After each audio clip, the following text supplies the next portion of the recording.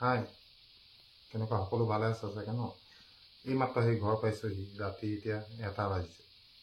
ভাত চাত খাই বহিছোঁ কাৰেণ্টত অকণমান ছিঙি আছে মোৰ আজি এটা আন্দোলন কৰিছোঁ আমি এখন আইনৰ বিপক্ষে আমি যেতিয়া আমি এটা কৰ্মবিৰতি ব্যৱস্থা কৰিলোঁ আমি বিদ্ৰোহ এটা কৰিলোঁ তেতিয়া গভৰ্ণমেণ্টৰ ফালৰ পৰা কেইবাজনো ডাঙৰ ডাঙৰ অফিচাৰ যিসকলক চবেই চিনি পায় তেওঁলোকৰ হতুৱাই আমাক মতুৱাই লৈ গ'ল নি আমাক আশ্বাস দিলে এইটো হ'ব সেইটো হ'ব এইটো কৰিম সেইটো কৰিম আমি তেওঁলোকক সন্মান কৰিলোঁ আমি চৰকাৰ লগ দিলোঁ আমি চৰকাৰক কথা দিলোঁ যে ঠিক আছে আমি আপোনালোকে যদি আপোনাক এনেকৈ কৈছে তেনেহ'লে আমিও 24 ঘণ্টা কমাই ল'ম ঠিক যেনেকৈ আমি কথা দিছোঁ তেনেকৈ কথা ৰাখিছোঁ শান্তিপূৰ্ণভাৱে আমাৰ কৰ্মবিৰতি অনুষ্ঠান আমি সামৰি দিলোঁ স্থগিত ৰাখি দিলোঁ তেওঁলোকৰ কথা মানি তেওঁলোকে যিহেতু আমাক কৈছিলে আমাক সহায় কৰিব তাত কোন কোন আছিলে সকলোৱে জানে মই নামখিনি আকৌ কোৱাৰ মই প্ৰয়োজনীয়তা অনুভৱ নকৰোঁ কিন্তু আজি এটা ভিডিঅ' পালোঁ মই আমাৰ পৰিবহণ মন্ত্ৰী পৰিমল শুক্লবৈদ্যদেৱে যিটো ভাষণ দিলে সঁচাকৈ মোৰ হাঁহি উঠিছে মোৰ লাজ লাগিছে আমি কোনখন সমাজত বাস কৰিছোঁ আমি কেনেকুৱা মানুহক ভোট দি পেলাই মন্ত্ৰী বনাইছোঁ আৰু সেই মন্ত্ৰীক আমি ছাৰ মহোদয় শব্দৰেদি কৈছোঁ এইবোৰ সঁচা মা কচম খাই কৈছে এইটো মই তেখেত যদি পৰিবহণ মন্ত্ৰী নহ'লেহেঁতেন মোৰ মুখত কি ভাষা ওলালেহেঁতেন কিন্তু তেওঁ যিখন চকীত বহি আছে না সেই চকীখনক মই সন্মান কৰিছোঁ মোৰ মুখেদি মই বেয়া কথা নকওঁ কিন্তু এজন মন্ত্ৰীৰ মুখত এনেকুৱা কথা শুবাই নাপায় 3151জন মানুহক জীৱন ঘূৰাই দিব লাগে ঠিক আছে ছাৰ আমি ঘূৰাই দিম আপোনাক কথা দিলোঁ মই গ্যাৰাণ্টি দিলোঁ মই ঘূৰাই দিম প্ৰথম আপুনি ভাস্কৰ শৰ্মাৰ গাড়ীয়ে যে নিপেন শইকীয়াক মাৰিছিলে নিপেন শইকীয়াৰ ৱাইফৰ সেন্দুৰ দিয়ক নিপেন শইকীয়াক জীয়াই দিয়ক মই মা কচম খাই কৈছোঁ মই 3151জন মানুহ মই ঘূৰাই দিম মা কচম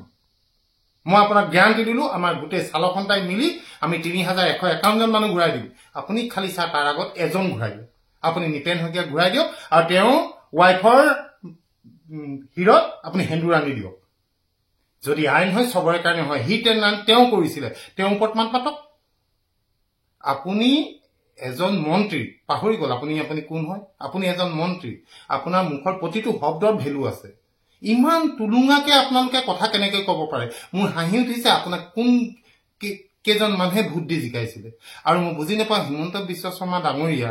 এজন ডক্টৰেট হয় তেওঁ কিমান পঢ়ি কিমান চিঠি লিখি পেলাই তেওঁ ডক্টৰেট পাইছিলে তেওঁ আপোনাৰ নিচিনা এজন মানুহক আপোনাৰ পৰিবহণ মন্ত্ৰী বনালে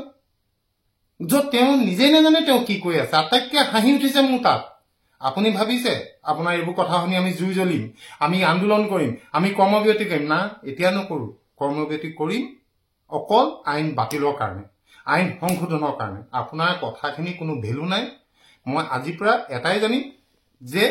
যেতিয়ালৈকে আপুনি পৰিবহণ বিভাগত বহি থাকিব এই পৰিবহণ বিভাগৰ কোনো কাম নাই আৰু এটা কথা মই চিধাচিধি কৈছোঁ আপোনাৰ এটা চাম আপোনাৰ যিখিনি আপোনাৰ অফিচাৰ্ছ আছে তেওঁলোকে কয় কিবা এটা আৰু তেওঁলোকৰ বছে কয় কিবা এটা অতি লাজৰ কথা আপোনালোকে প্ৰথম নিজৰ মতত ইউনিটিটো আনক আৰু প্ৰতিটো কথা কোৱাৰ আগত ভাবিব কিয়নো আপুনি এজন মন্ত্ৰী আপোনাৰ প্ৰতিটো কথা লিপিবদ্ধ হয় প্ৰতিটো কথা ৰেকৰ্ড হয় আপোনাৰ কথা সকলো মানুহে মন দি শুনে আমিতো সাধাৰণ এজন ড্ৰাইভাৰ মোৰ কথা কোনে শুনিব মই মা কচম খালোঁ ন মই 3151জন মানুহৰ গাত মই জান আনি দিম কিন্তু আপুনি তাৰ আগত অকল এজন মানুহৰ গাত জান আনি দিয়ক নিপেন শইকীয়াক হিট এণ্ড ৰান কেছটো আনক প্ৰথম ভাস্কৰ শৰ্মাৰ ওপৰত ইমপ্লিমেণ্ট কৰি দেখুৱাওক যদি আপুনি সঁচাকৈ শুদ্ধ মানুহ হয় আপুনি নিকা মানুহ হয় আৰু আপুনি যদি ভাল মানুহ হয় আহক মোৰ মুখামুখিকৈ আমি কথা পাতিম মইতো একো পাপ কৰা নাই ভুল কৰা নাই মই মোৰ ন্যায়ৰ কাৰণে মই দাবী কৰিছোঁ হিট এণ্ড ৰান কেছটো সংশোধন হ'বই লাগিব নহ'লে হিট এণ্ড ৰান কেছ বাতিল হ'ব লাগিব আইডাৰ অৰ তাৰ ওপৰত বেলেগ কোনো কথা নাই যদি আপুনি কৈছে 3151জন মানুহ ড্ৰাইভাৰে মাৰিলে তেনেহ'লে ড্ৰাইভাৰে তেওঁলোকক মাৰ্ডাৰ কৰিলে কোনখন থানাত ড্ৰাইভাৰৰ এগেইনষ্টত মাৰ্ডাৰ কেছ আছে দেখুৱাওক মাৰ্ডাৰৰ কাৰণে আকৌ হিট এণ্ড ৰান কেলে লাগে মাৰ্ডাৰৰ কাৰণেতো আমাৰ অলৰেডি কেছ আছেই এজন মানুহক চুৰি মাৰি দিয়ক এজন মানুহক গুলি মাৰি দিয়ক এটাতো কেছ আছেই ন এখন কানুন আছে ন এখন আইন আছে ন মাৰ্ডাৰ কেছৰ কাৰণে কি কৰিব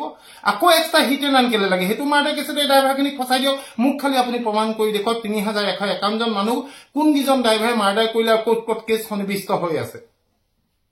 আপুনি একো ক'ব নোৱাৰে আপুনি একো নাজানে আপুনি কি কৈ আছে ছাৰ অকণমান চিন্তা চৰ্চা কৰক অলপ ভালকৈ অসমখন আগলৈ লৈ যাওক আমাক লগ দিয়ক আপুনি এইটো নাভাবিব আপোনাৰ এনেকুৱা টুলুঙা মন্তব্যত আমি আন্দোলন কৰিম, আমি ৰাস্তাত আহিম, আমি কাজিয়া কৰিম, আমি উৎপাত কৰিম। মোৰ হাঁহি উঠিছে, মোৰ সঁচাকৈ হাঁহি উঠিছে। আপোনালোকৰ এই পলিটিক্স আপুনি আপোনাৰ পকেটত ভৰাই থওক। Thank you so' much.